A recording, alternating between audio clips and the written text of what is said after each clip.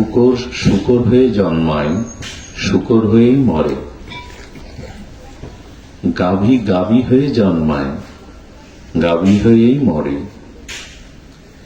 কিন্তু মানুষ জন্মের পরে সেই মানুষ মনুষ্যত্ব অর্জন করে, এমনকি দেবত্ব অর্জন করে সেই জগৎ থেকে চলে যেতে পারে। এই পরিবর্তন বা সংস্কার অন্য পশু পাখি জীবজন্তুর নাই, একমাত্র মানুষের আছে। এই জন্য কোথাও কি শুনেছেন হিংস্র জীবজন্তু পশু পাখির জন্য ভাগবত পাঠের আসর হয়? মানুষের জন্য ভাগবত পাঠ কেন? পাঠ এই জন্য যে তাদের সংস্কারের প্রয়োজন হয় না। তারা যে সংস্কার নিয়ে জন্মেছে ওই সংস্কার নিয়েই তাদের চলে যায়। তাদের পরিবর্তন হওয়ার, সংস্কার হওয়ার প্রয়োজন নাই। কিন্তু মানুষ হস্তপদ বিশিষ্ট হয়ে জন্মায়, এই মানুষকে সংস্কার হয়ে মানুষ হতে হয়, মনুষ্যত্ব অর্জন করতে হয়। ধ্যান দিয়ে শুনুন, কাউকে প্রণাম করলে গুরুজন, আচার্যজন, মহাপুরুষরা বলে কি আশীর্বাদ করব? তো বৃদ্ধজনেরা বলেন ওকে আশীর্বাদ করুন, ও যেন মানুষ হয়। সাধু যদি বলে দুটো হাত দুটো পা, ও তো মানুষ, হাতি ঘোড়া না, আমি আবার ওকে মানুষ হওয়ার আশীর্বাদ কেন করবো? তো মানুষ বলে আকারে মানুষ, কিন্তু যাতে প্রকৃত মানুষ হতে পারে আপনি ওকে সেই আশীর্বাদ করুন। এতে কি বোঝা যায়? আকারে মানুষ হলেও স্বভাবে সংস্কারে আমরা প্রত্যেকেই মানুষ নই। দেখুন, পশু পাখিরা স্বভাব ছাড়ে না। আচ্ছা, 1 মাস একটা গাভী মাকে ঘাস, কুটো, তৃণ, খড় এগুলো দিবেন না, ভুসি। তাই 1 মাস কি 2 পক্ষকাল কোন ক্ষুধার্ত গাভীর সামনে মাছ মাংস দিলে খাবে তো বাঁচবার জন্য? খাবে কি? কেন খাবে না? খাবে না এই জন্য ওদের স্বভাব ওরা পরিবর্তন করতে পারে না। আচ্ছা, কোন বাঘ, ক্ষুধার্ত বাঘ সিংহের সামনে ঘাস কুটো দিলে ওরা খাবে তো? মরে গেলেও ছোঁয়ে না। মানুষ সব খায়, এদের কোনো বাধা নিষেধ। যেন মানুষকে বলা হয় সর্বভূক প্রাণী, সব খায়। এই ধোঁয়াগুলো কিসের আসছে? রান্না। আচ্ছা, আমি বলছি দাদা, ওই সাউন্ডটা একটু এ করে দেন তো, ফিডব্যাক আসছে। জয় রাধে, জয় রাধে। তো ধ্যান দিন। তার মানে একটি কুকুরের বাচ্চাকে জলে ছেড়ে দিন, ওকে কেউ সাঁতার শেখায়নি, কিন্তু ও সাঁতরিয়ে উঠতে পারবে। কিন্তু এই উন্নত মানুষের কোন বাচ্চাকে সাঁতার না শিখিয়ে জলে ছেড়ে দিন, ও ডুবে মরবে। মানুষকে তার মনুষ্যত্বটা অর্জন করতে হয়, পশুদের তা করতে হয় না। ওরা পশু হয়ে জন্মায়, পশু হয়ে মরে। এখন আমাদের জানতে হবে যে আমরা এই যে মনুষ্য আকার বিশিষ্ট হয়ে এসছি, তা আমাদের মধ্যে প্রকৃত মনুষ্যত্ব কি করে অর্জন হবে? এই অর্জনের প্রথম সংজ্ঞা হলো, দেখুন আমাদের সংস্কারের, কারণ অনন্ত জন্মের একটা সংস্কার আমার মধ্যে রয়ে গেছে। আর সেই সংস্কারটা কেমন জানেন? প্রবৃত্তির দিকে, ভোগের দিকে। একটু কষ্ট হলেও, কষ্ট পেলেও কথাটি একটু ধ্যান দিয়ে শুনুন। আমাদের স্বভাব প্রায়ত ভোগের দিকে, প্রবৃত্তির দিকে, ভোগাসক্তির দিকে। প্রায়শ আমরা ত্যাগ বৈরাগ্যের দিকে যেতে পারি না। জলের গতি যেমন স্বাভাবিক নিম্নগামী, আমাদের মনের গতি আমাদের সংস্কার স্বভাবের গতি নিম্নগামী। কারণ বহু জন্ম তো সাধন ভজন করিনি, বহু জন্ম নিজের উদ্ধারের জন্য জ্ঞান বৈরাগ্যের চর্চা করিনি। এই জন্য জন্ম জন্মান্তরের জমাট বাঁধা সংস্কার কুসংস্কার হয়ে ভোগের দিকে যায়। কেমন জানেন? লক্ষ্য করুন, যদি দৃষ্টান্তে বলা যায় যে আপনি কাল থেকে প্রসাদভোজী হয়ে যান, কাল থেকে একটু শাক লতা পাতা একটু ডাল ডাল্লা ভগবানকে দিয়ে প্রসাদভোজী হয়ে যান, 6 মাসে আপনি অসুস্থ হয়ে যাবেন। তার মানে মন ওগুলো ছাড়েনি, মন ওই খাদ্যগুলো ছাড়েনি। আপনার উপরে চাপিয়ে দিলাম, আপনি ওই করতে গিয়ে দুর্বল হয়ে পড়লেন, অসুস্থ হয়ে পড়লেন। ডাক্তার বলল না, আপনাকে একবার ছেড়ে দিতে হবে। কিন্তু যদি বলা হয় আপনি আমিষ মাছ মাংস এগুলো খেয়ে যান, ওইটা খেতে কষ্ট হবে না নিরামিষ খেতে কষ্ট হবে? কাল থেকে আপনি মাছ মাংস খাচ্ছেন, আমিষ খাচ্ছেন, খেয়ে যান, ওটাতে কারো কষ্ট হবে না। কিন্তু যখনই ভগবানের প্রসাদ পেতে বলা হবে, তখনই আপনি 1-2 মাস 6 মাস বাদে অসুস্থ হয়ে যাবেন। এর কারণ কি? দুটোই তো খাদ্য। আর ওই প্রসাদ ভোজি হয়ে তো জগতের অনেক সন্ন্যাসী ব্রহ্মচারী ভক্ত গৃহীগণ বেঁচে আছে। আপনার অসুবিধা হচ্ছে কেন? অনেক জন্ম এই খাদ্যটা খাওয়া আমার অভ্যাস নাই, ওইটা আছে। লক্ষ্য করবেন, এই জন্য আমাদের সংস্কারটা ঠিক উন্নত না। আমাদের সংস্কার অত উন্নত না, কারণ পূর্ব আমাদের এই সংস্কার নাই। আর মানুষের বর্তমান আচার আচরণ, তার গতি প্রকৃতি প্রবৃত্তি চরিত্র বড় ভোগের দিকে চলে গেছে। ভোগ সর্বস্ব জীবন আমাদের, স্থূল এই ভোগ সর্বস্ব জীবন। এখানে আমরা দেহকে সাজাতে সবাই ব্যস্ত। এই জন্য প্রত্যেকের ঘরে দেখবেন দেহের প্রসাধনী আছে, চুল থেকে নখ থেকে শুরু করে সমস্ত দেহকে সাজাবার প্রসাধনী আছে। কিন্তু চরিত্রকে সুন্দর করবার, আত্মাকে উৎকর্ষ করবার কোন প্রসাধনী আমাদের ঘরে নাই। এই জন্য আমরা দেহকে নিয়ে বড় ব্যস্ত, দেহের শুভ, দেহের সৌন্দর্য, দেহের পরিপাটি নিয়ে বড় ব্যস্ত। এই জন্য সব থেকে কষ্টের কথা কি জানেন? কষ্টের কথা, আমরা নাম যজ্ঞে গিয়েও নখ পালিশ কিনি, নাম যজ্ঞ গিয়ে বসে বসে পাঁপড় ভাজা খাই। ওইটা ওর জায়গা, মানে হরিনামের জায়গায় পাঁপড় ভাজা, বাদাম ভাজা আর চুরি ফিকে নখ পালিশ কেনার জায়গা। যাচ্ছি কৃষ্ণ নাম শুনতে, আর গিয়ে খুব বলিতে বলি কি, যেখানে হয় হরি নাম সংকীর্তন সেটা হয় বৃন্দাবন। বৃন্দাবনে পাঁপড় ভাজা খেতে যেতে হয়? বৃন্দাবনে বাদাম খেতে যেতে হয়? বৃন্দাবনে মনোহারি দোকানে ঘন্টার পর ঘন্টা চুরি ফিতে এগুলো কিনতে হয়? আমরা করি এই জন্য যে আমাদের অনেক জন্ম নামের রুচি নেই। এই জন্য ওখানে নাম হচ্ছে যারা এত করে নাম দিল, যারা 6 মাস ধরে বিজ্ঞাপন করে প্রচার করে আর আমাদের ওখানে আসবেন, এই নববৃন্দাবনে হরিনাম শুনবেন, রাত 11টার সময় কমিটির লোকজন খেয়ে দিয়ে বাড়ি ঘুমায়, নামের ওখানে কেউ থাকে না। অথচ ওরাই নাম যজ্ঞের আয়োজন করেছেন। নিতাই গৌরকে ঠাকুর ঘরে রেখে, যুগলকে ঠাকুর ঘরে রেখে কমিটির সব ঘুমাতে যায়।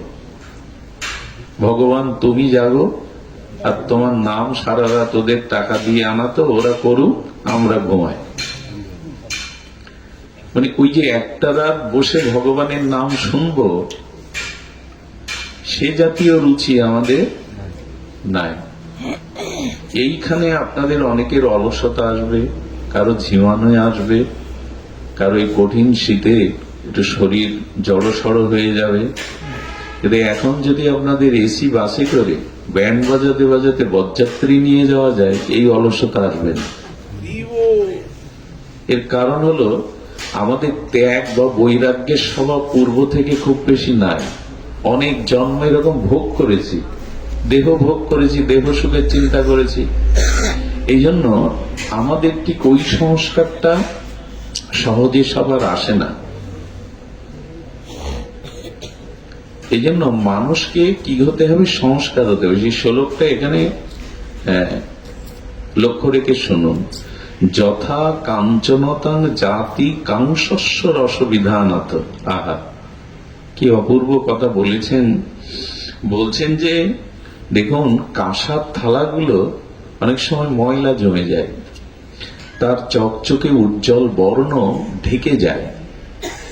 তো তেঁতুল এই বস্তুর রস দিয়ে বা তেঁতুল দিয়ে যখন ওটা মাজেন, তখন সোনার মতো চকচক করে, উজ্জ্বল। ওই রংটা ওর মধ্যে ছিল, কিন্তু যে ময়লাটা জমে গেছে, আপনি ওই তেঁতুলের কটু রসাদি দ্বারা যখন মার্জন করলেন, তখন তার মলিনতা ঘুচে গিয়ে স্বর্ণ বর্ণের মতো উজ্জ্বল রং ওর মধ্যেই তো ছিল। রংটা অন্যখান থেকে এনে প্রকাশ করা হয়নি, কিন্তু রংটা নানান মলিনতায় ঢাকা ছিল। এই তেঁতুল রূপ কটু রস দিয়ে মার্জন করলেন, তাতে সোনার মতো চকচক রং বেরিয়ে গেল। আমাদেরও অনেক জন্মের এই মনে কামনা বাসনা ভোগ ওইগুলো ময়লা জমে গেছে। এখন শ্রীগুরু কৃপা, মন্ত্র কৃপা, হরিনামের কৃপা, হরি কথার কৃপা করুণা দিয়ে যদি ওইটা মার্জন করতে পারেন, তখন মনুষ্যত্বের রং বেরিয়ে পড়বে। আপনার ভিতরে মনুষ্যত্বটা বেরিয়ে পড়বে, তখন উজ্জ্বল রং হয়ে যাবে। এই জন্য শাস্ত্রে বলছেন যে সৎ দীক্ষার মাধ্যমে, দীক্ষাটা প্রয়োজন কেন জানেন? খুব মূল্যবান একটা কথা স্মরণে এলো। প্রথমে দীক্ষাটা এই যে সংস্কারে নদীজ উচ্চতে, দীক্ষা এই জন্য যে আমাকে ওই পূর্ব অনাদিকালের কুসংস্কারের স্বভাবটা সংস্কার করতে হবে। কাঁসার থালাটা ময়লা জমে গেছে, ওকে এখন মার্জন করে ওর উজ্জ্বল বর্ণ রংটা ফিরিয়ে দিতে হবে। তো আমাদের এই জন্য দীক্ষাটা, গুরুদেবের কি কাজ জানেন? বৃন্দাবনে দুজন মহাত্মা একটা কুঠিরের মধ্যে দরজা জানলা আটকে ভগবত কথা বলছে। বাইরের কাউকে শোনানোর তো তাদের ইচ্ছা না, তারা অন্তরঙ্গে রাধা মাধবের নাম রূপ লীলা মহিমা এই আস্বাদন করছেন। একটা চড়ুই পাখি বাইরে থেকে কোন ফাঁসা দিয়ে ঢুকে ওর মধ্যে আটকে গেছে। অন্ধকার কুটিরের মধ্যে আটকে ছটফট করছে, এপাশ ওপাশ করছে, বেরিয়ে যাওয়ার চেষ্টা করছে, পাচ্ছে না, হাঁপিয়ে যাচ্ছে। এরকম হয়তো ঘরে ঢোকে না চড়ুই পাখি। ওর মধ্যে এক মহাত্মা লক্ষ্য করেছে, করে গিয়ে আস্তে আস্তে দরজাটা খুলে দিল। ও তখন এই বদ্ধ অন্ধকার, এই রুদ্ধ দুয়ারের মধ্যে থেকে মুক্তির আনন্দে উড়ে গেল। পাশের যিনি মহাজন ছিলেন, তিনি বললেন, ওই চড়ুই পাখিটার আজ থেকে আপনি গুরুদেব। এটাই গুরুদেবের কাজ। আমার মতো জীব এই সংসার খাঁচাতে কত জন্ম ধরে ছটফট করছে, বেরোতে পারছে না, আটকে আছে। যিনি এই বন্ধন থেকে, এই ভববন্ধন থেকে, এই সংসার রূপ কারাগার থেকে আমাকে মুক্তি দিয়ে গোবিন্দ চরণে পৌঁছে দিতে পারেন, এটাই শ্রী গুরুদেবের কাজ, এটাই শ্রী গুরু মহারাজের কাজ। পাখিটাকে মুক্ত করে দিল। আমাদের এই জন্য শ্রীগুরু চরণে যেতে হবে, সাধুগুরু বৈষ্ণবের কাছে যেতে হবে, হরিকথা হরিনাম গ্রহণ করতে হবে। কারণ ময়লা জমেছে অনেক জন্মের। আমাদের রুচিটাই নষ্ট হয়ে গেছে। আপনার সন্তান বা স্বামী আজ 2 লাখ টাকা আয় করেছে, ওইটা আপনাকে গুনতে দেয়া হবে। আপনি 2 ঘন্টা বসে টাকাগুলো সাইজ করে গুনতে গিয়ে আপনার অলসতা আসবে না, অরুচি আসবে না। কিন্তু যদি বলা হয় আধা ঘন্টা নামের মালা নিয়ে নাম করতে, তখন রুচি আসবে না, ঘুম আসবে, অলসতা আসবে। তার মানে কি? তারপরে বিষয়ের প্রতি রুচিটা আমাদের অনেক জন্মের, হরিনামের প্রতি, হরিকথার প্রতি, সাধনার প্রতি রুচিটা নাই। এই জন্য সংস্কার আসতে হবে। হরিকথায় যারা আসেন তাদের সংস্কার হয়। সংস্কার হয় কেন জানেন? হরিকথা হলো দর্পণ। ভাগবত হলো দর্পণ, মানে আয়না। আয়না আমাদের সব থেকে বড় উপকার কি করে জানেন? আয়না আমি যেমন, আমাকে সেরূপ দেখায়, ভুল দেখায় না। আয়না ঠিক আমি যেমন, তার মানে আমার মুখে যদি কোনো অসুন্দরতার কালো চিহ্ন থাকে, আয়না কি করে? দেখিয়ে দেয়। আমি যদি সুন্দর হই তো আমাকে সুন্দর দেখায়, আমি যদি অসুন্দর সেজে যাই, আয়না আমাকে ও সঠিকটা দেখায়। এই জন্য আয়নার এক নাম দর্পণ, আর দর্পণকে বলা হয় বিবেক। ভাগবতে এলে পূর্ণ হবে কিনা জানি না, কিন্তু এখানে আসলে বিবেক পাবেন। আমার ভুলটা কোথায়, আমার অসুন্দরতাটা কোথায়, আমার বাধা কোথায়, এই জিনিসগুলো দর্পণের মতো ভাগবত জানিয়ে দেয়। এই জন্য ভাগবত এলে একটা সামনে দর্পণ, একটা কাজ দেখতে পায়, আমি সেখানে আমাকে দেখি, আমার অবস্থান কোথায়, কি করণীয়, আমি করছিটা কি, আমার ভেতরের অশুদ্ধতাটা কোথায়। কিছু মনে করবেন না, আজকের ধর্ম কর্ম আচরণে আমরা যেটা করছি, আদৌ সেটা ভক্তি হবে কিনা সন্দেহ আছে। খুব ধ্যান দিয়ে শুনুন। অনেকেই দেখেছি গঙ্গা স্নানে যায়, কোনো যোগে স্নান হয় না, সেখানে হাজার হাজার লোক, এমনকি লক্ষ লক্ষ লোক যায়। ধরুন গঙ্গা স্নানে যাচ্ছে, তো যাওয়ার আগে একটা সমিতি বানায়, গঙ্গা স্নান সমিতি করে গেঞ্জি সাফায়, সামনে মহাদেব, পেছনে ত্রিশূল, সাফাই কিনা ওম নমঃ শিবায় লেখা, তারপরে কাঁধে একটা ঝুলিয়ে নেয়, গঙ্গার জল আনবে, কলসি ঝুলিয়ে নেয়, এইভাবে দল বেঁধে ভগবান শিবের ছবি, সামনে ত্রিশূলের ছবি, হ্যাঁ এই করছে। করতে করতে কি করে জানেন? হাঁটতে হাঁটতে মুখে আবার ধূপও জ্বালায়। এখানে শিব, মানে বুকে শিব, পেছনে ত্রিশূল, জলের পাত্র নিয়েছে, হর হর মহাদেব বলতে আবার ধূপ ধরায়। আবার কি করে জানেন? যেতে যেতে ওইটা ছাড়তে পারেন যেটা কৃষ্ণ ছাড়তে পারত না, বাঁশি। আমরা এখন রাত দিন ঘুমের মধ্যেও বুকে করে রাখি একটা জিনিস। কৃষ্ণ ঘুমিয়ে পড়লেও বাঁশি রাখতো বুকে, আমরা এখন ঘুমাই বুকে করে একটা জিনিস। ও করে কি জানেন? এপাশে শিব, এপাশে ত্রিশূল, আর এই কাঁধে রয়েছে ঘট গঙ্গা জল আনার। এবার কি করে জানেন? মোবাইলটা নিয়ে ঘাড় বাঁকায়। কি গো ছেলেটা কি করছে? বাড়ির সব ঠিকঠাক আছে তো? চিন্তা করো না আমার জন্য। হ্যাঁ, ওইখানে বসে গল্প করছে, এটা ঘাড় দেখিয়ে, এক হাতে তো এইটা। আরে বাজার থেকে, প্রেস থেকে শিব ঠাকুরকে বুকে ছাপালে কাজ হবে না, ত্রিশূল পেছনে রাখলে কাজ হবে না। হনুমানের মতো, হনুমানের বুকে রাম সীতা প্রেসে ছাপানো না। হনুমানের বুকে যে রাম সীতা, ওটা প্রেস থেকে ছাপানো। এই সব কাল আমাদের। বৃন্দাবনে গেছি বাবা, বৃন্দাবনে গিয়েও 10 বার। আমার সাথে একবার একটা লোক গিয়েছিল, লোকটা দাবি করলো যে আমি আপনাদের সাথে একবার যাব। কি বলবো আপনাদের, 20 বার করে তার গিন্নির সাথে ওই লাইভে কথা বলে, 20 বার। আরে বাবা তুই বৃন্দাবনে গেছিস কেন? আমরা এখন সংসার, উপাসনা কাকে বলে জানেন? এই যে আপনারাও যে হরিকথা শুনতে এসছেন, এই হরিকথা শোনার উপাসনা কাকে বলে, ভজন কাকে বলে? উপযুক্ত আসনা, ইতি উপাসনা। উপ মানে নিকটে, আর আসনা মানে নিকটে বসা। অর্থাৎ যার উপাসনা করছি তার চরণে, তার নাম রূপ লীলার কাছে বসে থাকা। এখন আমি মন্দিরে গিয়ে যদি ছেলের চাকরির জন্য ভাবতে থাকি, ঠাকুর ছেলের চাকরিটা হোক, এটাই হোক, তো আমি ছেলের চাকরির মধ্যে আছি না গোবিন্দের চরণের নিকটে আছি, না চাকরির নিকটে আছি? কোথায় আছি? বোঝা যায় কি শব্দগুলো? উপাসনা মানে নিকটে বসা। তো আপনার শরীর যেখানে, আপনি সেখানে নাই। আপনার মন যেখানে, আপনি সেখানে। এখানে আপনার শরীর থাকতে পারে, কিন্তু এখন মন যদি অন্য ভাবনায় চলে যায়, আপনি এখানে নাই। শরীর যেখানে, ওইখানে আপনি থাকেন না, যেখানে আপনার মন থাকে সেখানে আপনি থাকেন।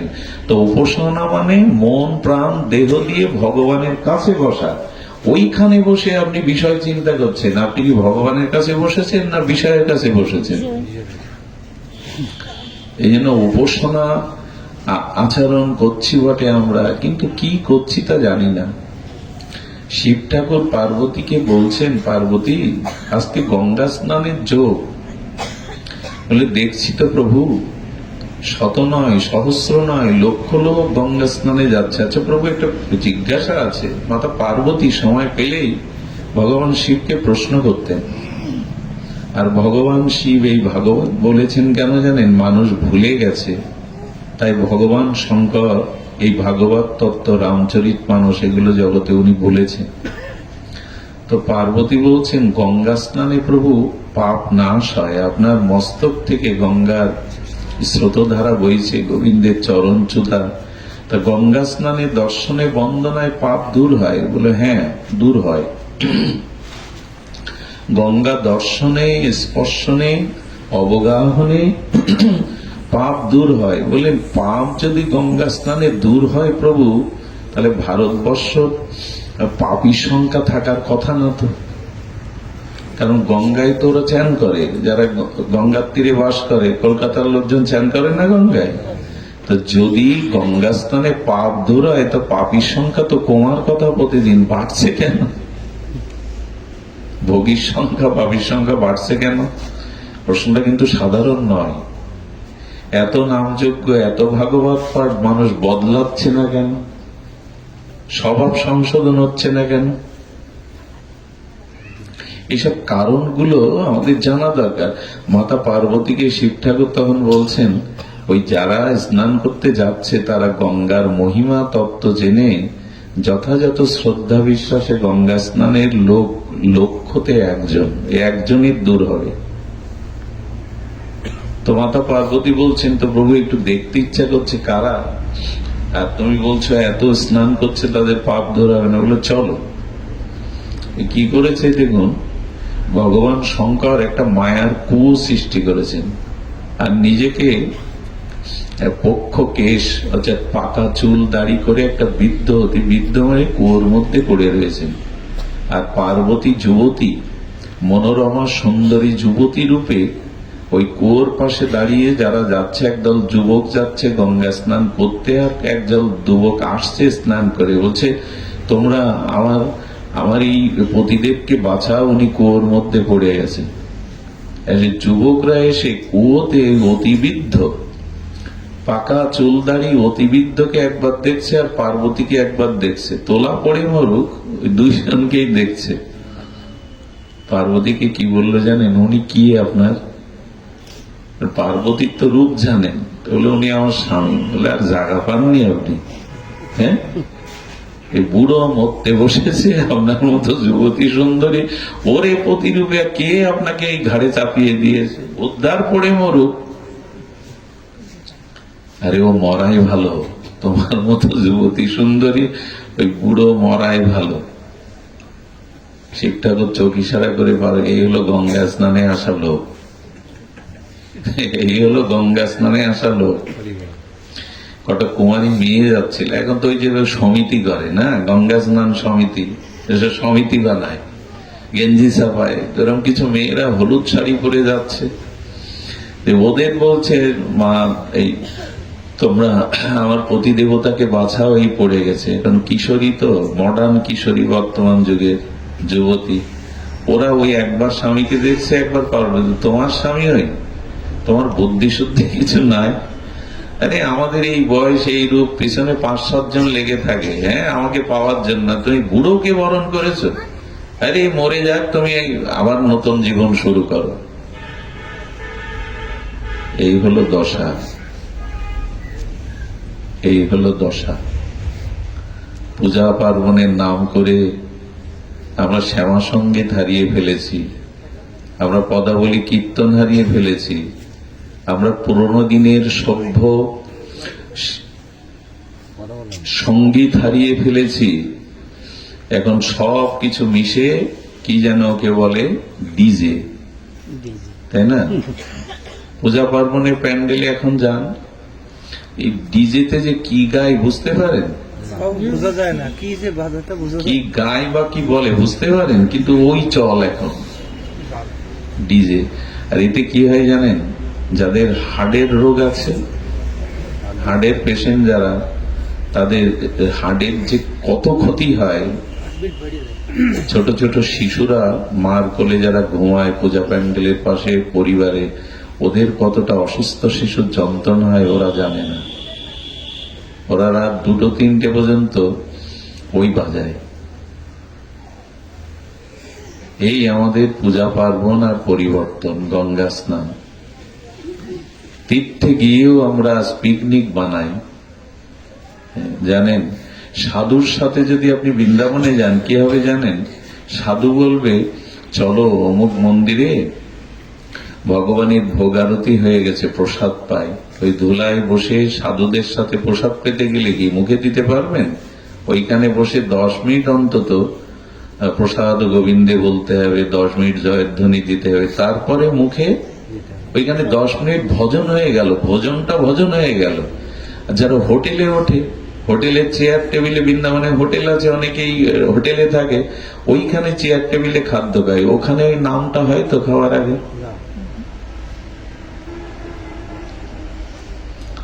এখন আমরা সব আত্মীয় স্বজন নিয়ে, বন্ধু বান্ধব নিয়ে বৃন্দাবনে যাই, জুতোও খুলি না। যেখানে গোবিন্দ পায়ে জুতা দেননি, রাধারানী চরণে জুতা পরেননি, ওইখানে জুতো পায়ে দিয়ে হাঁটি ব্রজে। ওদিকে বলি ব্রজের ধুলি। হ্যাঁ, এটা উদ্ধব ব্রহ্মা ব্রজের ধুলি হওয়ার জন্য 60,000 বছর তপস্যা করেছেন, পাননি।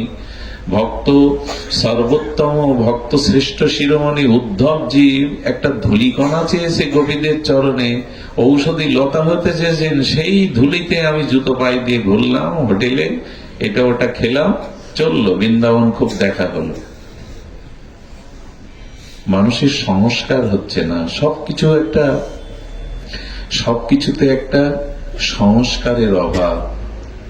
এই জন্য শুদ্ধ ভক্ত সঙ্গ করতে হবে আপনাকে, আর শুদ্ধ ভক্ত সঙ্গে শুদ্ধ ভাগবত শুনতে হবে।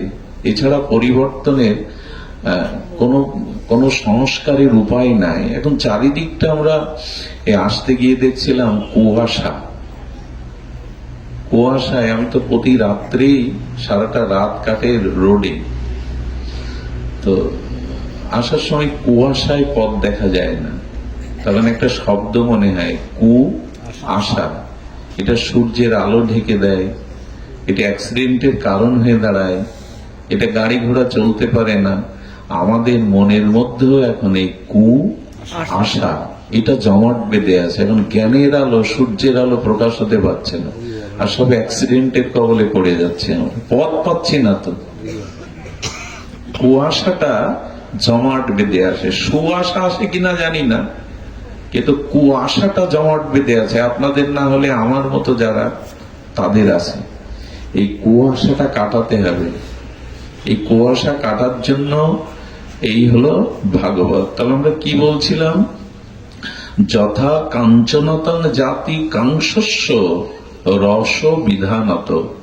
ওই পুরনো কাঁসার থালাটাতে কটু রস বিশিষ্ট তেঁতুল দিয়ে মার্জন করলে যেমন সুবর্ণের মতো উজ্জ্বল চকচক বর্ণ হয়, তাতে মুখ দেখা যায়, স্বচ্ছ সুন্দর হয়ে ওঠে, তেমনি দীক্ষার মাধ্যমে, শ্রী গুরুদেবের চরণ আশ্রয়ের মাধ্যমে আমাদের এই ভগবত ভজনের দ্বারা নিজেকে মানুষ করে তুলতে হবে, সংস্কার করতে হবে। এই হলো প্রধান কথা, প্রথম কথা।